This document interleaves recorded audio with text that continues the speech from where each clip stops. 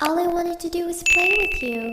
Hi, Assalamualaikum semua orang. Kemarin Nasim here. I hope you're in a good mood today because it's a good day to have a good day. So, seperti yang korang tengok tajuk dekat bawah ni, kita masih lagi di segmen Paranormal Story, which is Kama akan ceritakan dekat korang kisah seram daripada subscriber Kama. Dan subscriber Kama kali ni daripada Brunei, guys. Kisah seram yang dialami oleh dia terjadi pada malam nuzul Quran. Dan menurut subscriber Kama ni, ini adalah kisah seram yang paling dahsyat, pengalaman mistik dia yang paling dahsyat pernah berlaku sepanjang hidup dia. Jadi kalau kita nak tahu apa yang berlaku sebenarnya, teruskan tengok sampai habis. So, macam biasa guys, sebelum kita mulakan kisah seram kita, jom kita baca doa dulu.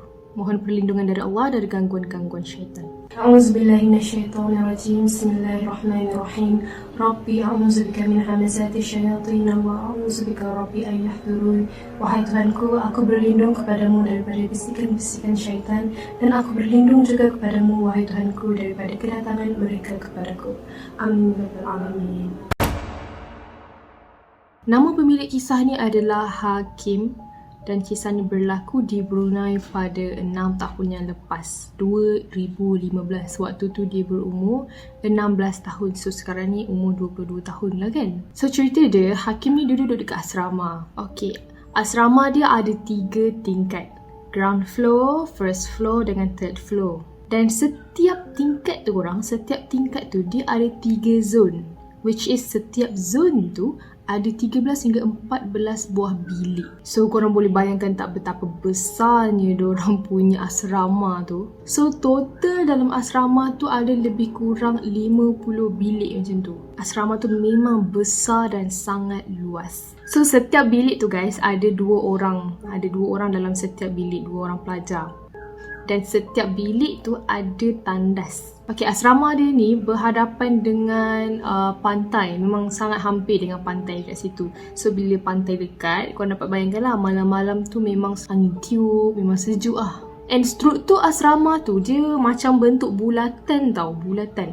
So dekat belah kanan, orang yang duduk dekat bahagian belah kanan macam tu, diorang kalau buka tingkap, diorang memang akan menghadap pantai. Dan orang yang duduk dekat bahagian kiri bulatan tu, kalau diorang buka tingkap, diorang memang nampak pondok. Okey, pondok ni sebenarnya diorang punya bangunan asrama tu kan dia bentuk bulatan kan. Dekat tengah-tengah dalam asrama tu ada sebuah pondok yang dikelilingi dengan 4 batang pokok kelapa. Dia tinggi, tebal dan dikelilingi juga dengan rumput-rumput yang tak terurus lah kata Hakim. Tapi ada timbul satu persoalan di kalangan pelajar-pelajar dekat situ mengenai pondok tu tahu. Sebab jalan nak pergi pondok tu memang sentiasa ditutup. Memang tak ada seorang pelajar pun yang boleh laju dekat situ kecuali warden asrama dorang. Tapi dekat bilik Hakim ni, kalau dia buka je tingkap, memang terus nampak satu pokok kelapa yang besar dan tua.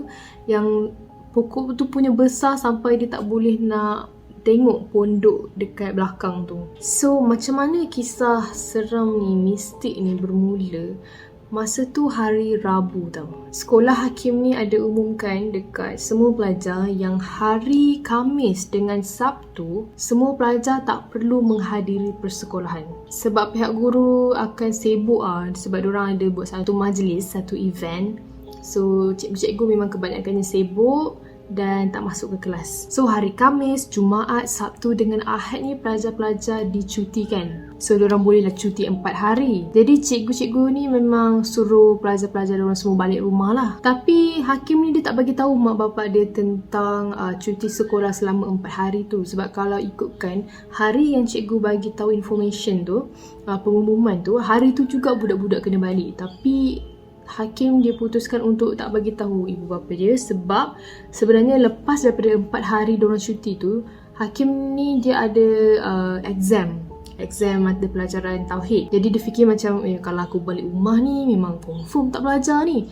So tak apalah, aku nak fokus untuk ulang kaji mata pelajaran dan exam nak dekat dah ni. So Hakim pun decide untuk tak balik ke rumah dan tinggal sahaja di asrama selama 4 hari tu dan ulang kaji mata pelajaran dengan tekun. Tapi Tapi rupa-rupanya Hakim seorang je yang tak nak balik. Yang lain-lain semua nak balik. Yelah cuti ke weh, 4 hari pula tu, siapa dia tak nak balik kan. Termasuklah Hakim punya roommate Fahmi. So bila Hakim dapat tahu tu, roommate dia dengan adalah beberapa kawan Hakim ni datanglah dekat bilik dia, cuba nasihatkanlah, weh kau balik lah sebab ramai ni yang balik. Takut pula apa-apa jadi dekat kau nanti. Yelah 4 hari duduk dekat asrama sorang-sorang, tak ada orang, risaulah juga kan kalau apa-apa jadi. Tapi nasihat-nasihat yang kawan-kawan dia ni bagi, dia tak dengar langsung. Dia tak pedulilah, dia macam tak boleh, tak apalah 4 hari je, aku nak kena fokus ni, aku nak kena ulang kaji. Sebab waktu tu Hakim memang rasa semangat gila nak ulang kaji pelajaran Tauhid tu. So waktu hari Rabu tu, waktu persekolahan dah habis, semua pelajar kumpul dekat Dewan Makan sebab selama ni diorang akan kumpul kat Dewan Makan untuk penjaga ataupun ibu bapa masing-masing ambil diorang untuk pulang ke rumah. So Hakim ni turun jugalah dekat Dewan Makan tu sambil-sambil dia nak borak-borak dengan kawan dia. Lepas tu ada seorang kawan dia ni yang mempelawa dia lah untuk menginap sekejap dekat rumah dia sementara 4 hari tu kan. Sebab kawan dia pun risau yang Hakim ni memang nak tinggal seorang-seorang dekat asrama tu. Tapi waktu tu memang Hakim dia nekat. Dia macam kadang-kadang kita rasa macam kita nak sendirian tau bila kita duduk dekat asrama kan. Kita rasa, dan waktu tu Hakim dia memang rasa semangat nak study. Jadi Hakim dia tetap dengan keputusan dia untuk tidak meninggalkan asrama tu selama 4 hari. Lepas tu sikit demi sikit pelajar mula balik ke rumah kan. Sampailah keadaan asrama tu jadi sunyi dan sepi. So Hakim dia naik ke bilik dia tingkat 2 sebelum azan maghrib. So waktu maghrib dah mula menjelang, semua pelajar dekat asrama tu dah balik. Tinggallah Hakim seorang-seorang. So ini merupakan malam pertama Hakim ni berseorangan dalam asrama dia. Waktu tu memang dia gambarkan suasana asrama dia tu memang sangat-sangat sunyi, senyap, yang dengar hanyalah bunyi kipas. Lampu-lampu dekat setiap bilik of course lah tutup kan. Yang buka hanyalah lampu dekat area zon bilik dia dan lampu bilik dia je. So korang bayangkanlah betapa gelap gelitanya dia punya asrama waktu tu. Jadi keadaan waktu tu agak gelap dengan aura dia yang membuatkan keadaan tu jadi menyeramkan bagi Hakim. Tapi waktu tu dia tak hiraukan lagi lah perasaan takut ke apa. So dia pun solat maghrib. Selesai solat maghrib dan isyak, dia continue study, ulang kaji pelajaran dalam bilik seorang-seorang sampailah dia tertidur. Dan Alhamdulillah malam pertama benda-benda yang dia tak nak terjadi, tak terjadi. So keesokan harinya pada hari Khamis, jadi Hakim pun mulakanlah hari macam biasa. Kalau nak cakap pasal bekalan makanan, bekalan minuman semua tu memang cukup selama 4 hari dalam bilik dia tu. Jadi dia tak perlulah nak keluar kulu-kili cari makanan ke apa semua kan. Dan Alhamdulillah hari kedua pun selamat. Tak ada apa-apa yang perkara yang dia tak nak berlaku terjadi. Hari seterusnya adalah hari Jumaat, hari ketiga. Dia check kalender, dia tengok, oh hari ni nuzul Quran. So Hakim pun mulakan je hari macam biasa kan. Makan, minum, lepas tu ulang hasil pelajaran. And then setelah selesai solat maghrib dengan isyak, dia pun sempena nuzul Quran, bacalah Quran dalam 2 ke 3 page macam tu. Kemudian dia ambil balik buku Tauhid dan ulang kaji pelajaran dekat atas katil dia, which is katil dia tu memang bersebelahan dengan tingkap. Dan katil dia juga berhadapan dengan tandas kat dalam bilik dia. Tandas bilik air dia tu memang disengaja buka pintu lah supaya nampak bilik dia tu lagi cerah. Sebab dia buka lampu bilik, dia buka lampu bilik air juga. Jadi waktu tu Hakim pun ulang kaji macam biasa dengan selesa dan aman. Sampailah pukul 10 malam waktu tu, Hakim ni dia terdengar suara bunyi yang bising dekat arah pondok dekat asrama dia tu. Apa yang Hakim dengar waktu tu seakan-akan macam bunyi beberapa orang yang tengah berlari tau dekat kawasan tu. Dengar bunyi semak, bunyi macam orang lalu lalang dekat semak-semak tu. Jadi disebabkan Hakim memang tahu tak ada orang pun dekat asrama dia tu, so dia fikir mungkin bunyi pokok kelapa punya daun tu berselisih antara satu sama lain sebab kena tiup angin kot. Kat situ kan memang dekat dengan pantai, so memang angin sentiasa bertiup-tiup malam-malam. Lepas tu dia buat date je lah kan, buat macam biasa, tak dengar dah. Lepas tu dia pun teruskanlah belajar. Selang dalam 5 minit macam tu, terdengar balik bunyi tu buat kali kedua. Bunyi tu datang dari arah kawasan sama, tapi kali ni dia lagi jelas tau, lebih jelas. Apa yang Hakim dengar kali ni, suara budak kecil perempuan yang tengah main sambil ketawa. Jadi tanpa berfikir panjang, Hakim ni memang ingat yang itu anak kepada warden yang ada kat asrama tu. Anak perempuan warden ke, tengah main-main ke kan. Jadi disebabkan Hakim ni dia terlalu fikirkan pasal exam dia, perasaan-perasaan takut, hairan dan sebagainya, dia tak peduli tau. Dia macam apa-apa je lah macam tu kan. So Hakim dia teruskanlah belajar macam biasa.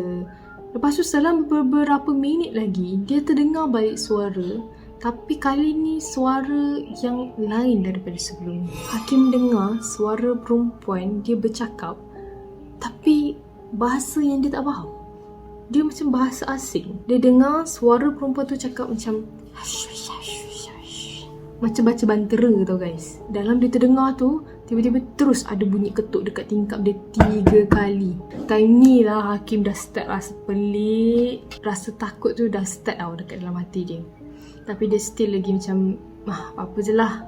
So Hakim ni cubalah nak beranikan diri, dia bangun dan dia nak pastikan apa benda yang dia dengar tadi. Jadi Hakim pun bangun, dia selak dia punya langsir sikit, nak tengoklah apa yang ada dekat luar tingkap tu kan. Dan apa yang dilihat hanyalah gelap. Gelap gelita. Semua lampu memang dah tutup kecuali zon dekat bilik dia. Jadi dia dah start lah rasa pelik apa semua, dah muncul dalam fikiran dia, dia punya negative thinking apa semua kan. So Hakim pun dia duduk balik dekat katil dia, buangkan segala perasaan seram, segala perasaan yang tak patut. Dia pun teruskan pembelajaran dia malam tu. Tiba-tiba lampu dekat tandas dalam bilik dia tu tertutup sendiri. Terus lampu tu tutup, terus nampakkan bilik dia tu sangat gelap. Jadi Hakim dia tetap positif. Dia cakap mungkin lampu tu dah rosak kan, memang lampu tu dah lama pun. Beberapa minit kemudian ada orang flush dekat dia punya jamban dalam toilet. Bunyi flush weh, mana boleh tertekan sendiri. Memang akan ada orang tekan punya ataupun tarik. Dia seorang je dekat asrama tu. Lagi-lagi dalam bilik tu memang sasah lah dia seorang. Jadi waktu tu Hakim macam terkaku tau. Dia macam terdiam jap. Dia perhati je dalam toilet dia tu kan. Dia punya katil betul-betul tepat dekat depan dia punya toilet tu kan. So memang dia pandang depan je tau. Dia macam perhatikan sekejap. Waktu tu memang gelap gelita dah lah dia punya toilet sebab dia tutup lampu. Tiba-tiba dia tengah perhatikan tu, dia nampak ada satu cahaya warna oranye, macam seakan-akan macam api, ada kat dalam bilik air tu tau. Macam nak kata torchlight pun tak juga, dia macam api. Lepas tu dia tetap perhatikan lampu tu. Lama beberapa minit lepas tu, api tu makin hilang. Cahaya tu makin hilang. Waktu tu dia memang terkaku. Memang dah perasaan takut semua dah datang.